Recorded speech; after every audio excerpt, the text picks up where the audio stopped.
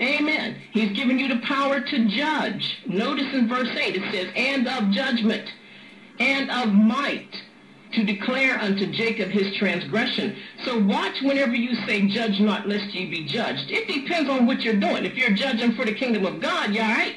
But if you're judging out of the flesh to try to make yourself look better than somebody else, you're wrong. Amen. Power to make declarations. Amen.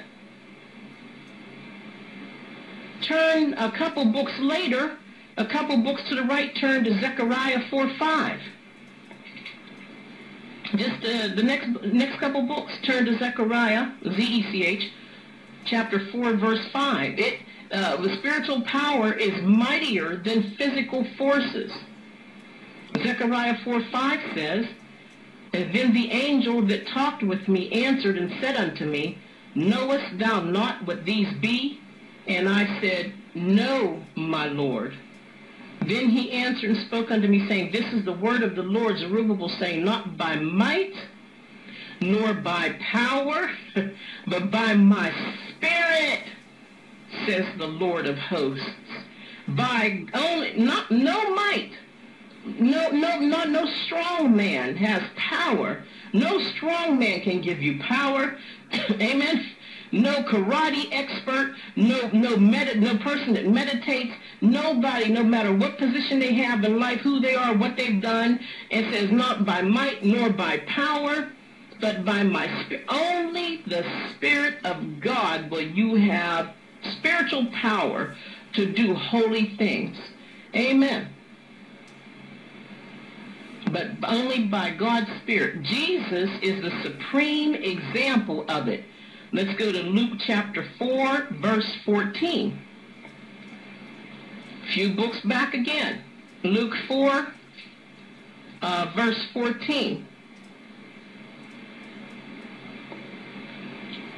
All right. And it says, and Jesus returned in the power. No, I want to go up. I like to go up a little. Let's go up to 10 and I'll read down to 14. For it is written, he shall give his angels charge over thee to keep thee, and in their hands they shall bear thee up, lest any time thou dash thy foot against a stone. And Jesus answering said unto him, it is said, thou shalt not tempt the Lord thy God. And when the devil had ended all the temptation, he departed from him for a season. And Jesus returned in the power of the Spirit into Galilee, and there went out a fame of him through all the region round about. Jesus had fasted and went through temptations and everything else. The devil tried to tempt him. His mind tried to tell him things that weren't true. His mind tried to lie to him, because you know the devil enters into our minds and tries to make us think negative, because God created us to be positive. And all these thoughts were going through Jesus' mind. Jesus had to fight that off. Now, when things go through your mind, do you fight them off? That's the question. Jesus was our example. He did it. We can do it as well. It doesn't make sense to continue to do the same sins over and over and over whenever Jesus fasted, went through the temptation, and booked. He got out of town. He did what he had to do. But notice what happened after he went through all that. And it says in verse 14, very important, this is where the spiritual power enters in. After he went all that, it says the devil departed from him for a season. Notice it says for a season, which means he's coming back. And he'll come back to you too. And it says, and you have to bind him in the name of Yeshua, in the name of Jesus. Verse 14 says, and Jesus returned in the power of the Spirit. The Spirit of who? Jesus returned in the power of who? Of the Spirit. Amen. Jesus had power. And after he got the spiritual power, then fame of him through all the region round about began to flame all over. He became famous. But people started to hear about him. And see, after he went through the hard time and made it through, this is what God is trying to tell us. When you're going through a hard time, if you just made it through, God would have set up your kingdom.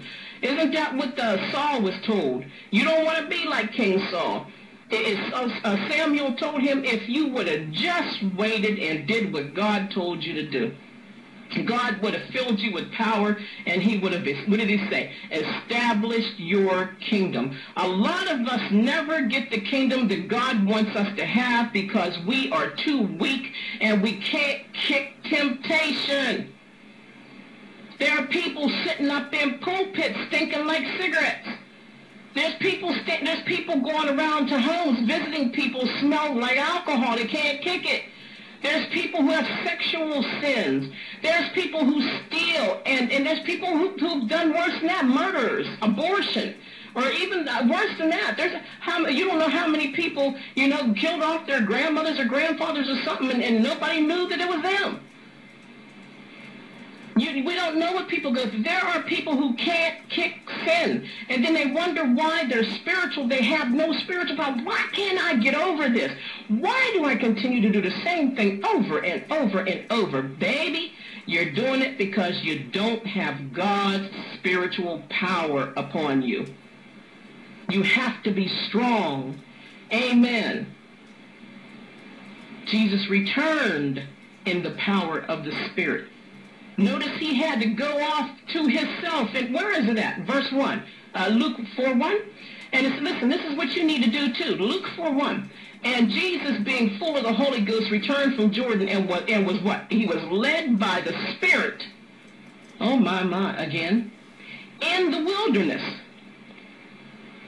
He was led by the Spirit in the wilderness. Do you go into the wilderness? Do you fast and pray? This is how we have to strengthen ourselves. We have to be still and know that he is God. Are you taking out time for the Lord? Or, even I have rechargeable batteries here that I use for my little game that I have. Well, I gotta admit, I like Miss Pac-Man. And I use my little rechargeable batteries. But when they go low, I can't keep playing Miss Pac-Man. Amen. Mama says yes. Amen. When the game goes low, my TV cuts out, and I can't play the game anymore. I have to take the batteries out and plug them into the charger, see, and leave them overnight and let them charge up, and then I plug them back into the game, and the game plays perfectly. How many people do you know are plugging into God, let's say Monday, Wednesday, October 27, 2010, and then they continue and go on and on and on, and they try to operate under that little teeny bit of weak power until December 29th, 2010. And they're wondering why between October 27th and December 29th they're making so many mistakes, because you have to what? Get plugged in with God. I come to the garden alone. Go into your wilderness. Amen. While the dew is still on the roses. Amen. Now, spiritual power also accompanies the baptism of the Holy Spirit. Let's go two books over again. Well, one book over again. And look at Acts 1, verse 8. And Acts 1, verse 8 says, I'll start with 7. And Jesus said unto them, it is not for you to know the times or the seasons which the Father has put in his own power, but you shall receive power, this is the promise, that you shall receive power after that the Holy Ghost has come upon you. See, who took him into the wilderness? The Spirit of God. Amen. Okay, if it happened to him, it's going to happen to us.